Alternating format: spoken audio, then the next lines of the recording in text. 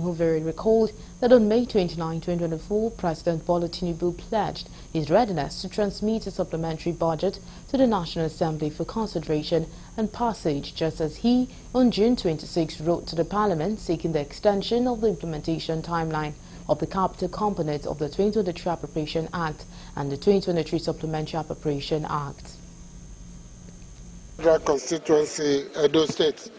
I rise to move that the bill for an act to amend the Appropriation Act 2024 and to authorize the issuance from the Consolidated Revenue Fund of the Federation the total sum of 3,200 billion naira for capital expenditure and the sum of 3 trillion naira only for the current expenditure for the year ending on the 31st day of December 2024, HB 1610, be read the second time.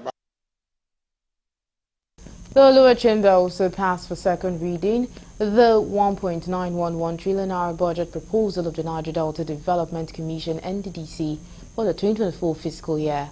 The passage came after considering a report submitted by the Committee on NDDC, which was presented by its chairperson, Honorable Eretake Bori Seonu. Honorable Seonu had, during presentation, said her committee scrutinized estimates of the budget as proposed by the NDDC, hence the need for its passage.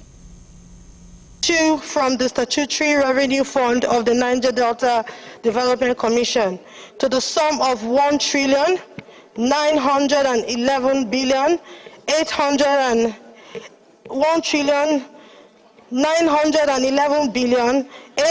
million naira only. Out of the sum,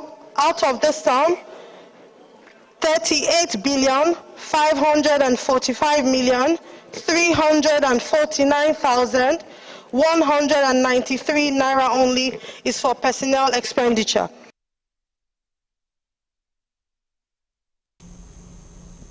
You're still on to Galaxy Primetime News, and coming up next.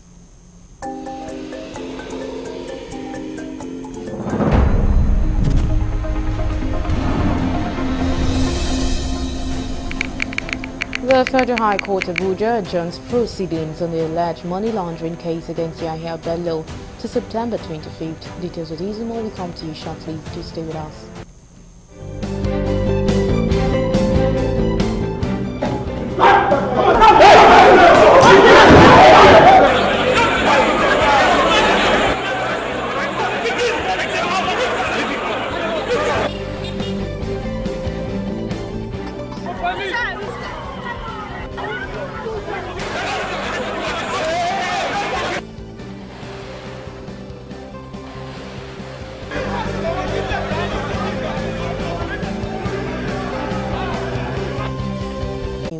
You can follow and interact with us on our Facebook page, facebook.com/GalaxyTV.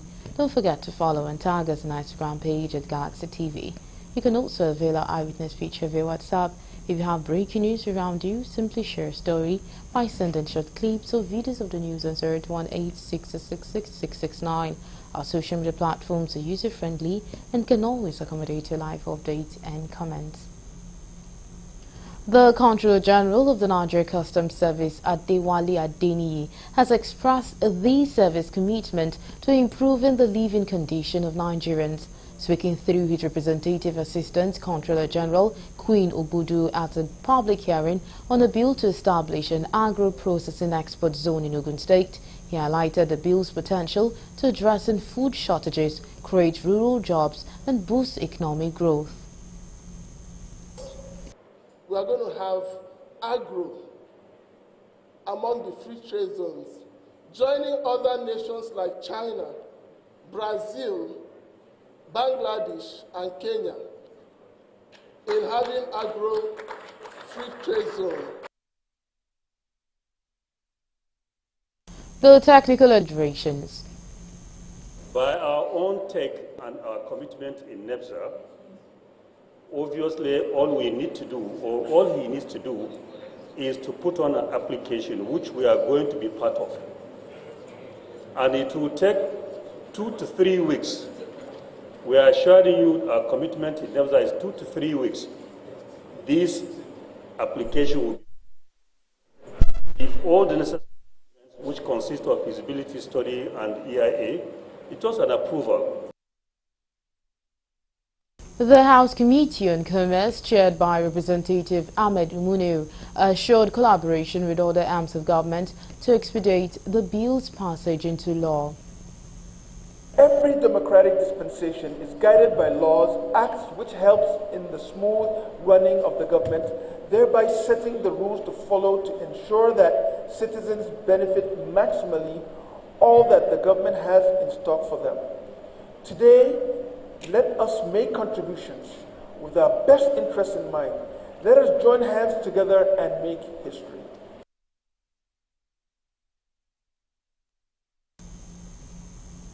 A federal high court in Abuja has voided the impeachment of Philip Shaibu as the deputy governor of Edo State. The same court in another judgment affirmed the candidature of Ighodalo Asiu as the governorship candidate of PDP for the Edo State election. Correspondent Kuluju now reports. The decisions were the outcome of the two judgments delivered on Wednesday by Justice James Omotosho of the Federal High Court, Abuja. In the first judgment, Justice Omotosho ordered the reinstatement of Philip Shaibu as the deputy governor on the ground that the Edo State House of Assembly failed to comply with the due process to impeach Shaibu. He held that the allegation on which the House of Assembly based the impeachment proceedings were untenable in law and does not constitute a gross misconduct. The judge ordered the Inspector General of Police to provide Shaibu with needed security to enable him to resume office and perform the function of the office until the end of his tenure. He also set aside the appointment of another deputy governor in the place of Shaibu. Shaibu, who was in court, shed tears of joy on hearing the judge's pronouncement, while his counsel also hailed the decision of the courts. For me, I want to thank the judiciary. I want to thank Justice Omotosho for his courage, and he has restored confidence that truly the judiciary is the last hope of the common man. And as a common person, justice has been done. And I want to thank Edo people and Nigerians. Everywhere I went throughout this process, everybody I see, they tell me, we are praying for you.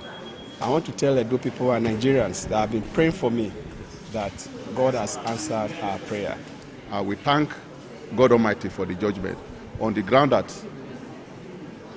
you cannot use brigandage, or because somebody filed a suit in a court of competent jurisdiction to seek for the enforcement of his fundamental right, you rely on that as a gross misconduct to impeach an elected deputy governor of a state. That is in violation of Section 188 of the 1999 Constitution. In another judgment, Justice Omotosho dismissed a suit by the impeached deputy governor of Edo State, Philip Shaibu, and others seeking to void Asue Ighodalo's nomination as the candidate of the People Democratic Party in the forthcoming governorship election in Edo State. He held that the suit which challenged Ighodalo's nomination on the ground that he allegedly forged his voter's card was status barred. Justice Omotosho held that the suit, being a pre-election case, was filed outside the 14 days allowed under Section 285(9) of the Constitution. The judge also held that even though forgery or non-possession of voter's card was a disqualifying factor under Section 182 of the Constitution, the plaintiff failed to prove that Ighodalo forges his voter's card as alleged by the plaintiff.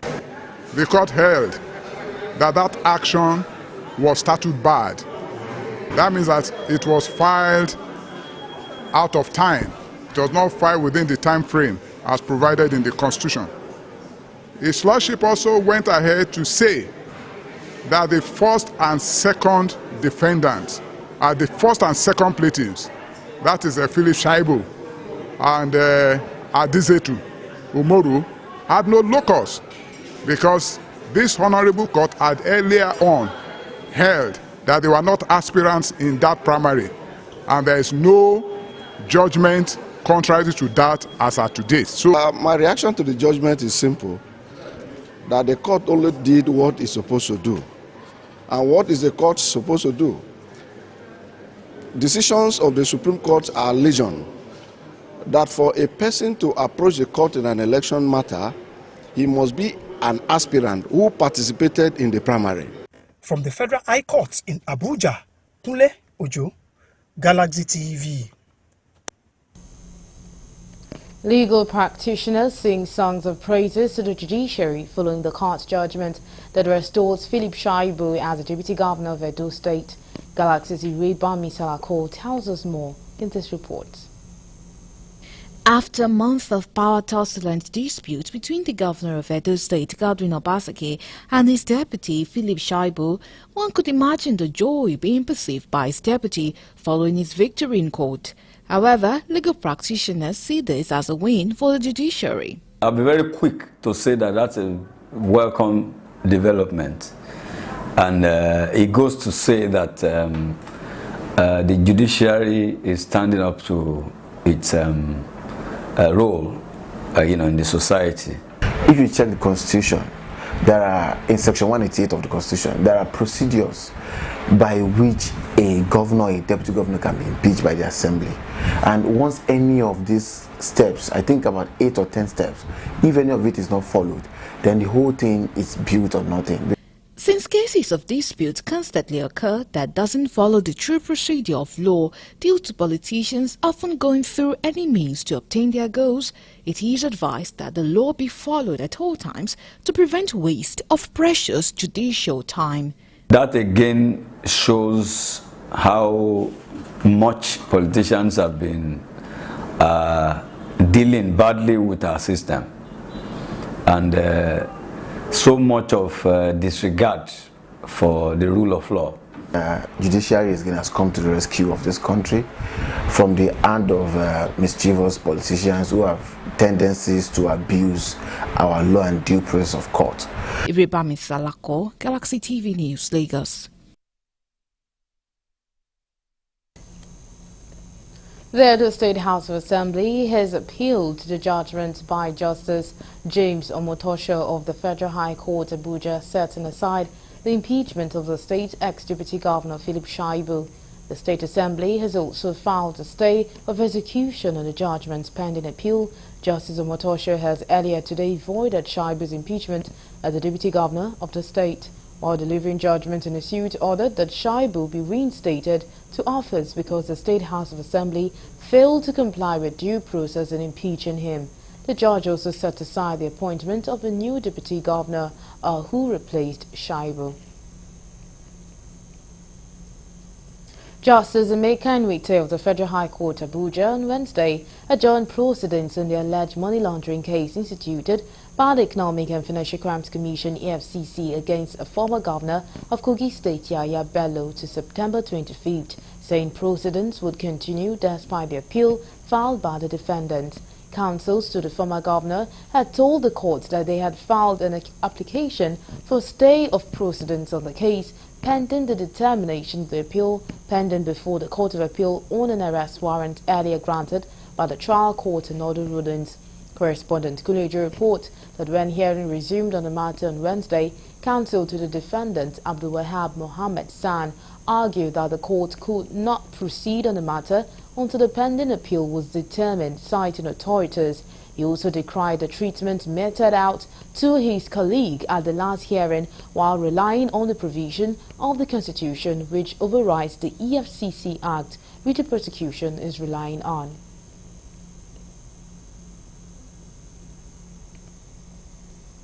Governors under the aegis of the PDP Governors Forum has thrown their weight behind the Supreme Court judgment on local government autonomy. The governors made this known after a closed-door meeting at the Enugu State Governor House in Enugu. Chairman of the Forum and Governor of Bauchi State, Bala Mohammed, while reading the communique, berates the ruling All Progressive Congress APC for throwing the nation into hardship. Supreme Court ruling on local government allocation. The Forum believes in the efficacy of the local government system, which ensures that governance is brought closer to the people as provided in the Constitution.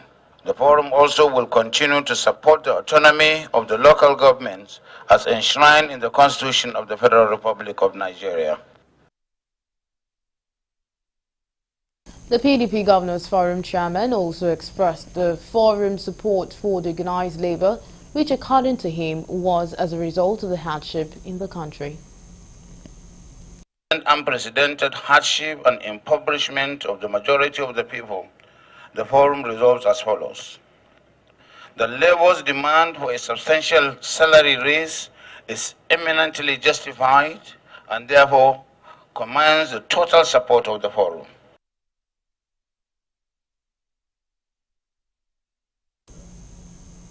The full financial autonomy granted local government in Nigeria by the Supreme Court is a laudable development but what is the fate of local council development era created by governors in some states of the Federation? Though the clamor for financial autonomy was born out of the quest for a way to rejig local government administration for better performance, now the modus operandi between the substantive local government and LCDA may encounter some difficulties financially. Galaxy News correspondent Lebby Joseph has more in this report. The Supreme Court verdict authenticating local government autonomy is seen by many as long overdue. With this move, Nigeria's 774 local government council will receive allocations directly, thereby circumventing state local government joint accounts, popularly known as JAC, and governance interferences, which may shortchange Local Council Development Authority LCDA created by some states, especially in the southwest. The decision of the Supreme Court is a validation of what has been provided for in the Constitution. It is unfortunate that the Constitution has been severely breached. Well, it is a good development. It is what the Constitution says, but unfortunately there are certain things that is common to our polity where those people at the top believes that those people under them are subservient, and that is why a governor will look at the chairman of a local government and look at him as if he is his houseboy. Local governments, being the third tier of government and the closest to the grassroots, have crucial and all-important obligations to render to the people. The refusal of governors to conduct credible election to elect substantive administrators have been a great obstacle to having vibrant local government administration in the country. The federal government is entitled to a particular percentage of whatever comes in. The state governments are entitled to a particular percentage. The local governments are as well entitled to a particular percentage. And in distributing this, it is not compulsory that the law should state verbatim mechanism of how money would leave a particular table and get to the other table. Because of the revenue they are getting there. And the Supreme Court has come down and they say, yes, they have the rules, they have the duty to supervise what comes into the local government and how it is being spent. By and large, it also imposes duty, which people are looking at it from the angle of independence. It imposes more duty, more responsibility on the local government. There are certain things that happens at the local government, which is the states that take over the responsibility. And I'm sure you will see what will happen later. Good governance requires selfless leadership with strong conviction of instituting impactful legacy, which would have direct positive effect on the life of the governed. With financial autonomy, there's need for selfless administrators to make the difference. Where is the problem coming from? Is it from the local government? Is it now the local government or the government have to establish CDA, Community Development Program? Then we just want to emphasize, why are they collecting levies and other stuff? What are they doing with it? And let us know. Will the youth almost get angry? It's not about the local government autonomy. It's about the people having their own, the leaders having their own people at heart. We're not talking about creating or segregating them. It's whoever is going to be in charge, let that person have the community at heart. Let them have us at heart and let them see, at least these are little things they're asking for. We're not asking for too much. Just make the roads motorable for us. Then give us lights. From Lagos, this is Lebi Joseph reporting for Galaxy TV News. No fewer than 1,376,391 candidates registered for the ongoing 2024 Senior School Certificate Examination SSC internal conducted by the National Examination Council NECO. The Registrar and Chief Executive of NECO, Professor Dantani Ibrahim Mushishi, disclosed this on Wednesday after monitoring the examination at some centers in Enugu State.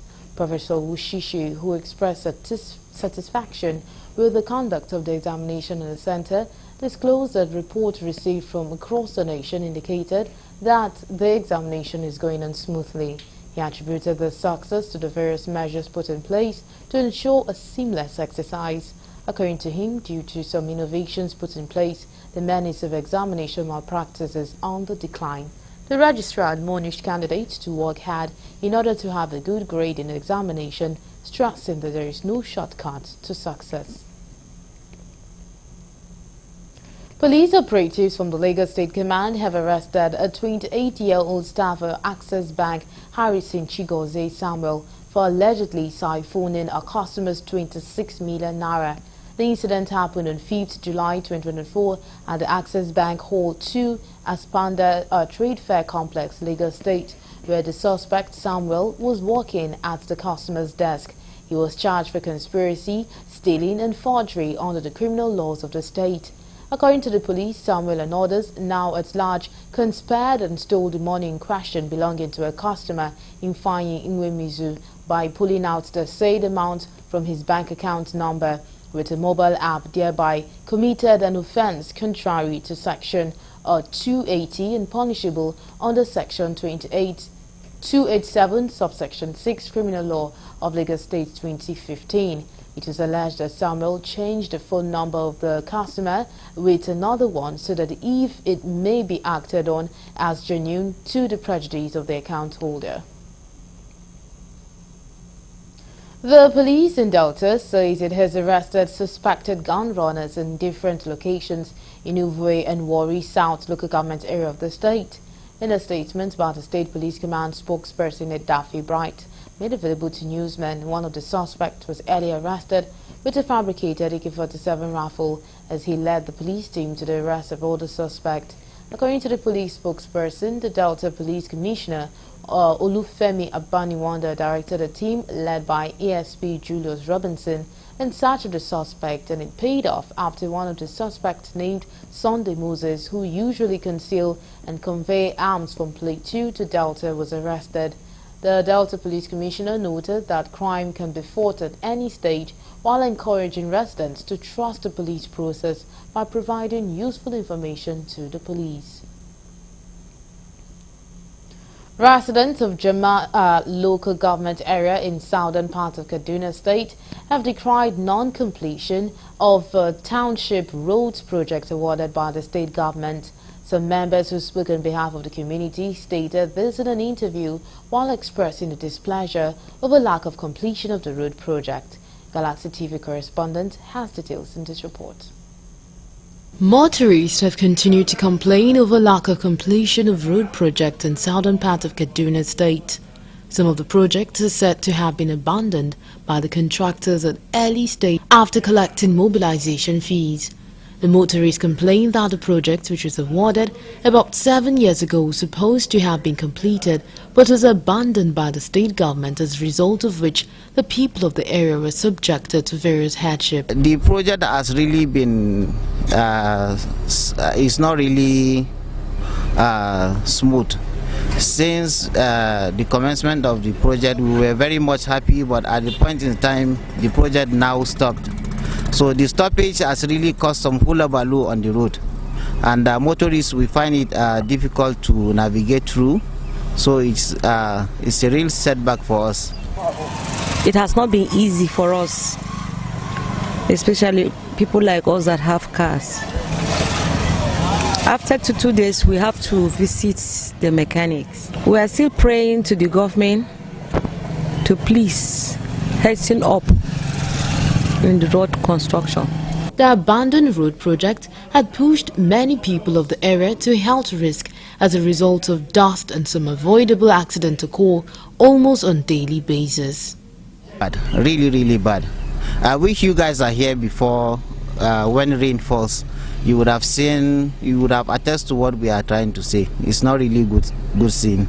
Our particular appeal to the government is that the government should speed up and hasten the completion of the road so that we will have it easy. We are calling on the government to save us from all this embarrassment. Some also begin to feel that had it been they know, they would have leave us with our old route that we know. It's more preferable and more better for us to be plying this route. You will be surprised the kind of thing that people are inhaling. You'll be surprised how many times people are falling on this road, most especially bike men, once it is rain. So at least we call on the government, whatever it is, this road should be fixed. Residents of the area said with the little resources available to the present administration following load allegation and embezzlement level against administration with immense support of verified-led administration, there was need to execute some people-oriented projects in a local government area to boost economic activities. Well, they have every right to probe them, because if at all, according to what we heard, that the government collected during the time of El-Rufai as a loan, and this project is included among the reason why that loan have been collected, then yes, they should be probed, because expectation that with the money being collected as loan to do this road would have been done long ago, but it's not been done. The last 8 years was just the flamboyancy of spending of public funds and scattering it to loved ones and giving it to whosoever you like. If I love you, I give you. That's all. So my appeal is that with the little resources that the government, I know they have been emasculated, they can look at this road, because this road is very significant. Anyone who is going to Adama, Gombe, Bauchi, Jos, they apply this road. The economic value of this road, you can never underestimate.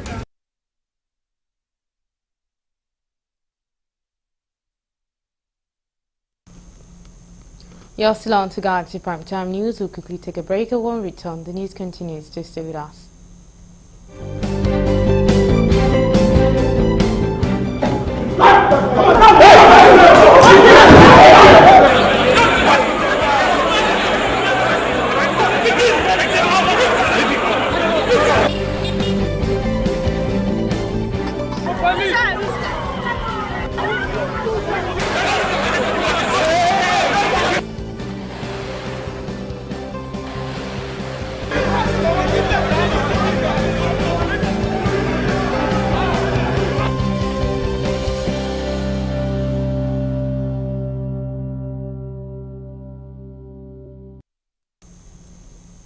We're glad to have you back.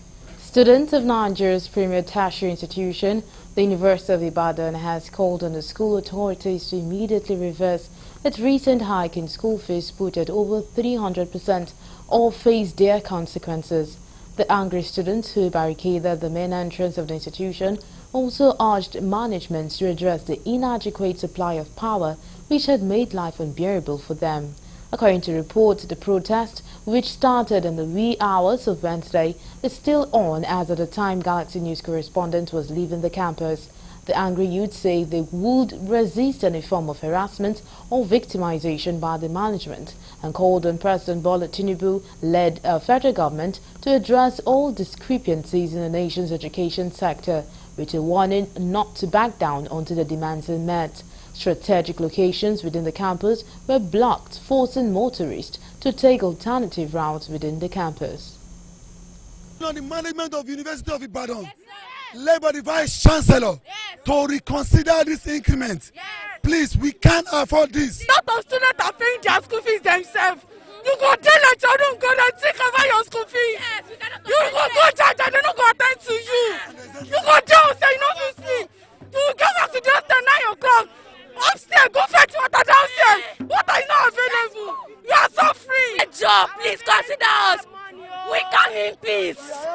We come in peace. We come in peace. Ejo, it's not until we die before you know that we are suffering. In just 10 months, you are investor of Ibadan, increasing school fee by over 400%, which is unbearable. We have been bearing it. We cannot say anything.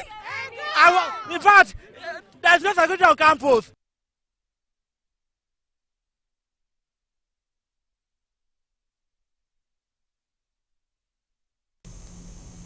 And I'll move over to the foreign desk for more news.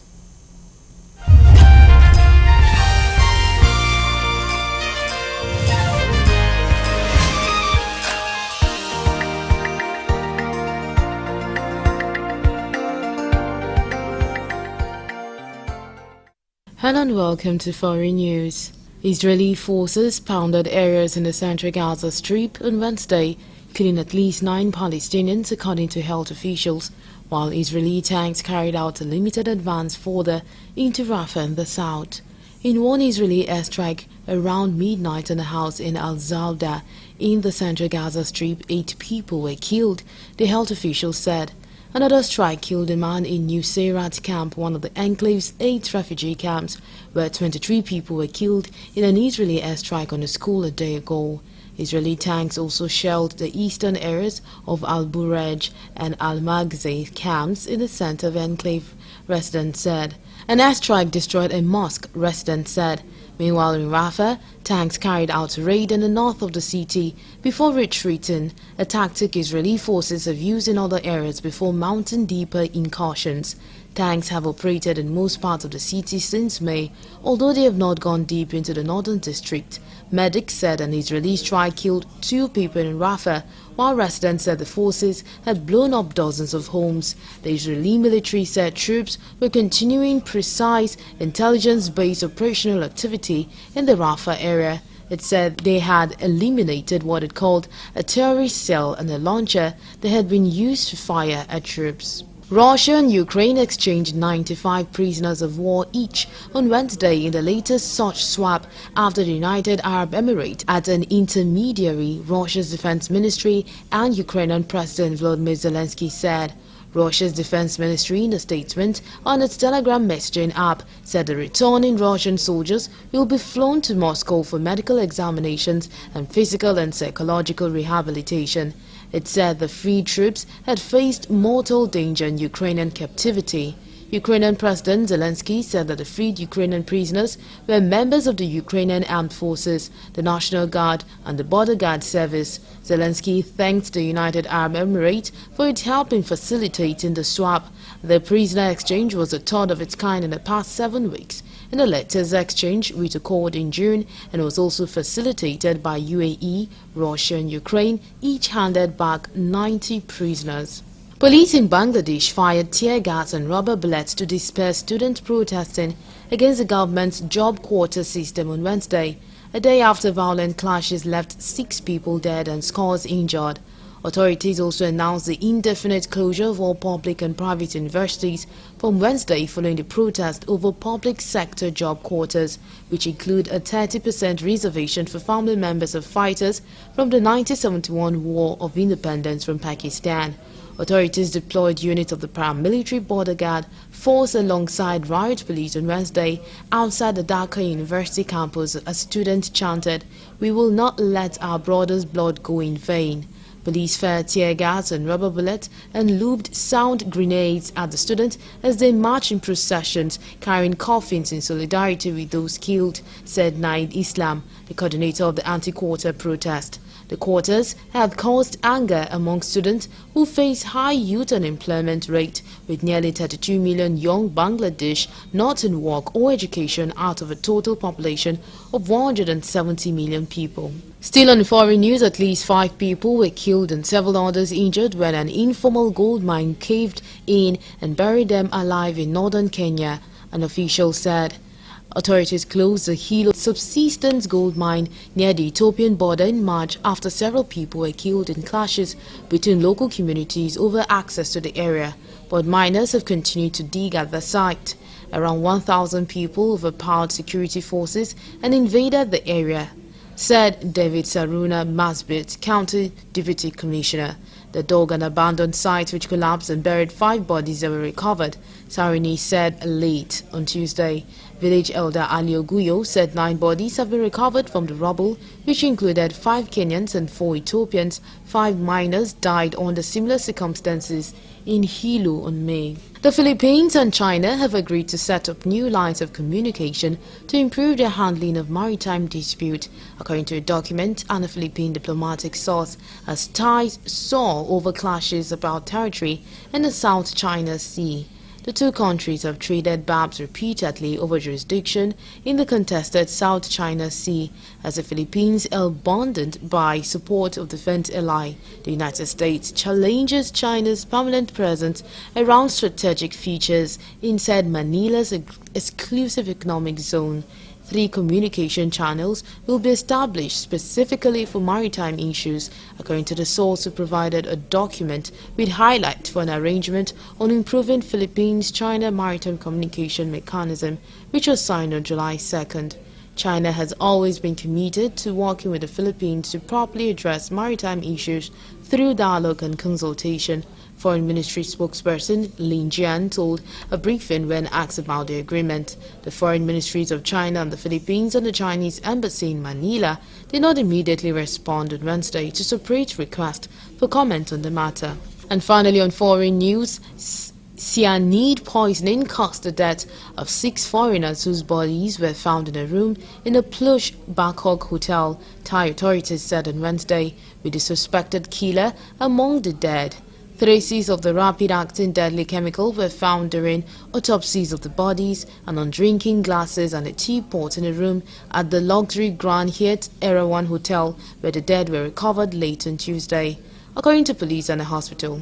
Interviews with relatives of the 3 women and 3 men who died revealed there had been a dispute over debt related to an investment, according to police, who they said were investigating how the cyanide was obtained.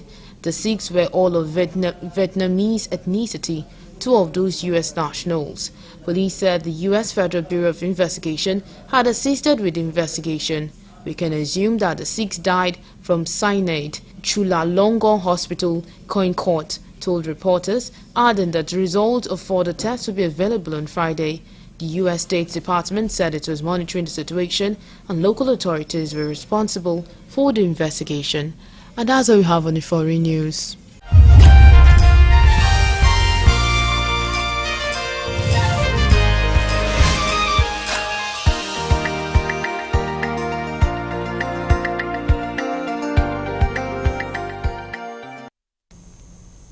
And up next is entertainment news.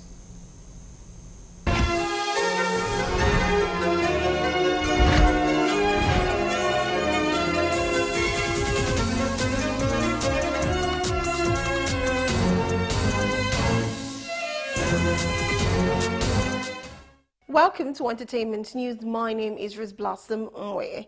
Here are the stories on the news desk today. Nollywood actress Bimbo Ademoye has called out YouTube for demonetizing her most recent film Shining Star on their page. The thespian made a joke of the circumstance by dancing to a song in an amusing post. Notwithstanding the obstacle, Bimbo Ademoye has a very playful online personality, and regardless of how serious a situation gets sometimes, she still maintains her playful personality. It is clear from the caption that Bimbo Ademoye didn't take the loss to heart, even though it affected her. Ademoye looked calm and asked her followers to recommend a male lead for her next film, Last Straw.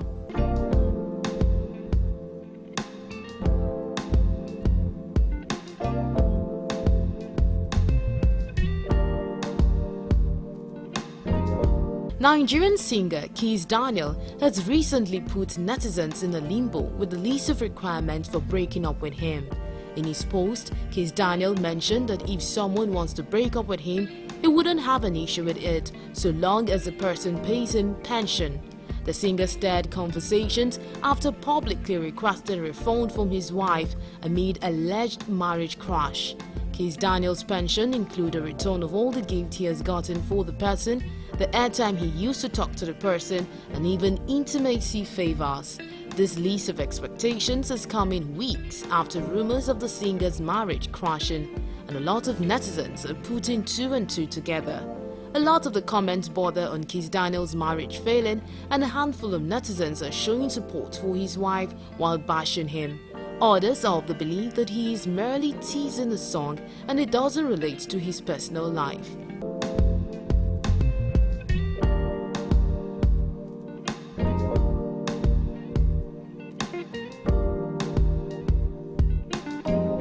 The organizers of Big Brother Naija have announced a reduction in the prize money for the highly anticipated Season 9 of the reality show. Some social media users have queried the organizers of the most anticipated reality show in Africa, Big Brother Naija, after they unveiled the grand prize for Season 9 winner. In a press conference, Busola Tejumola, Executive Head Content and West Africa Channel's MultiChoice disclosed that the show will begin on July 28, and this year's edition, which will run for 71 days, promises to be exciting and drama-filled, revealing that this year's edition winner would walk away with a grand prize of 100 million naira with a new SUV. Taking to the comment section, many queried if the organizers would pay the winner in full, unlike what they did to Season 7 winner Fina. Dr. Busola Tejumola recently gave an insight during an interview on how the game would be played. She revealed that the audition will be done in pairs to test or strengthen the bond between each pair of contestants. She also said that they switched up the strategy of the game and viewers should expect a lot of changes from the game. Going forward, Busola said that the settings of the house will be switched up different from the usual. When asked about the opinions of viewers who said that the show is too toxic, she said that such viewers had the option of blocking the BB Niger channel and watching other channels available on cable.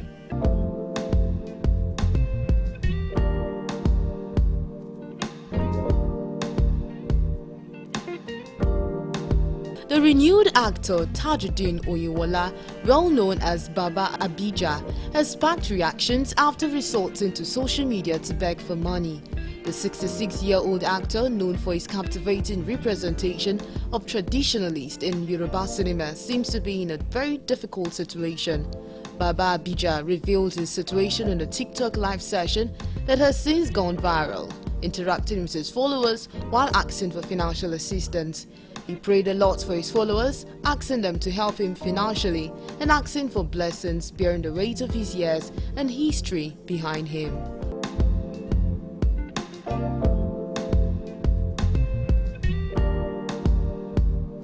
And that'll be all on entertainment news. Thank you so much for watching. My name is Rose Blossom Moye.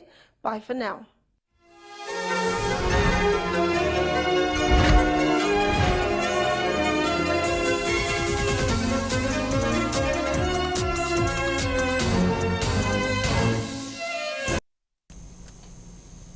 And that's all we have on Galaxy Primetime News. Thank you so much for being a part of the news. My name is Nenwarang Yamazaka.